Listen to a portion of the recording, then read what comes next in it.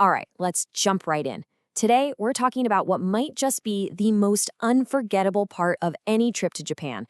And no, it's not the ancient temples or the incredible sushi. We're talking about the toilets. Seriously. And trust me, there is so much to unpack here. It's funny, but it's absolutely true. For so many people, that first real whoa moment happens in the airport restroom. The lid just opens for you, the seat is warm, there's a whole control panel of buttons. It's this incredibly futuristic welcome that just perfectly sets the stage for what Japan is all about. So, what is behind this, obsession with creating the perfect bathroom experience? It all boils down to this really important cultural idea, omotenashi. This is the art of Japanese hospitality, and it's all about anticipating what someone needs, sometimes before they even know they need it. And if you think about it, the Japanese toilet is probably the ultimate example of omotenashi in action. But, it wasn't always like this, not at all. To really get why these high-tech toilets are so amazing, we've got to take a quick look back at let's just say, the much more basic past. The change has been nothing short of dramatic.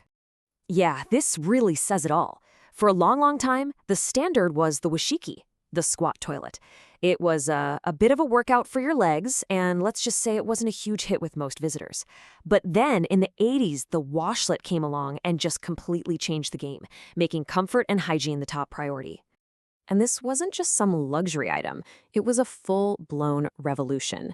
I mean, get this. Today, more than 80% of homes in Japan have a washlet.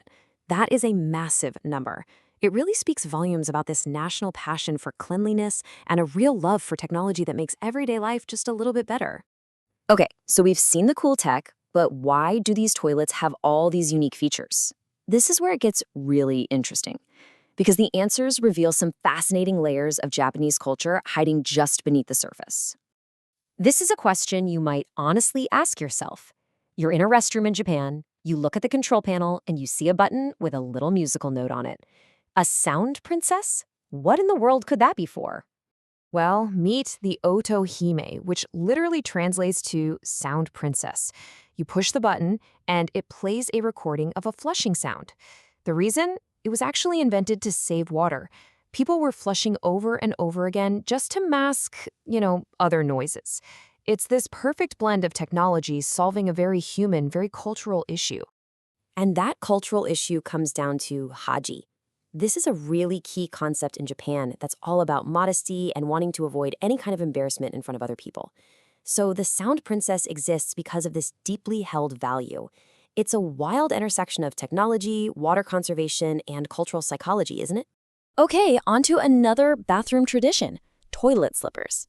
If you ever visit a Japanese home or a traditional inn, you are almost guaranteed to see a separate pair of slippers sitting right outside the bathroom door. And here's a little pro tip. The number one rookie mistake is forgetting to take them off and accidentally wearing them back out into the living room.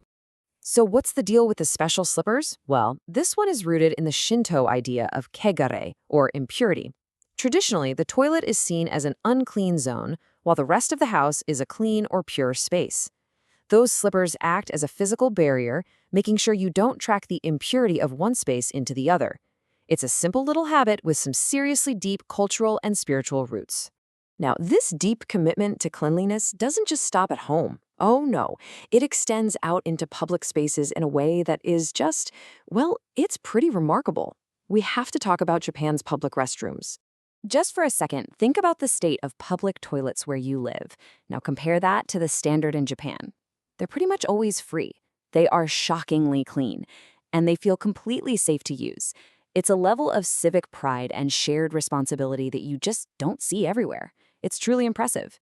This whole cultural value is so powerful, it actually inspired an incredible award-winning film called Perfect Days. It's about a man who finds this profound sense of dignity and purpose in his job cleaning Tokyo's public toilets.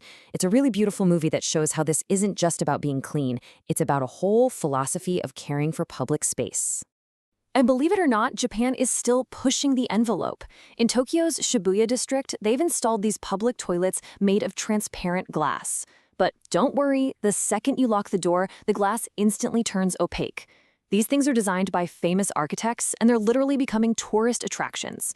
It is taking the public restroom to a whole other level. So we've covered the history, the culture, the tech, all of it.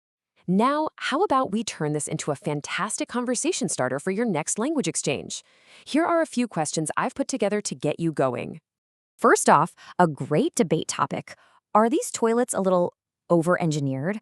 I mean, a warm air dryer, a massage function, is that really necessary for a toilet? Or is it a stroke of genius? This is a really fun way to get into opinions about technology. Next, let's dive into the cultural side of things. What about the whole sound princess idea? Is that something people in your country would even think about? It's a great way to start a fascinating conversation about different ideas of privacy and social norms. And finally, bring it back to your own experience. What are public restrooms actually like where you live? Are they usually free? Are they clean? It's a simple question, but the answers can tell you so much about different societies and what they prioritize. And hey, to make it even easier for you, here's a little vocab cheat sheet. Knowing keywords like washlet, seketsusa for cleanliness, and hajirai for modesty will make your conversation flow so much better. Go ahead and pause here to grab a screenshot if you want. At the end of the day, remember that learning a language isn't just about memorizing grammar rules. It's about discovering a completely new way of looking at the world, even if it's just through something as simple as a toilet. So, stay curious, ask lots of questions, and just have fun with it. I hope you enjoyed this little deep dive.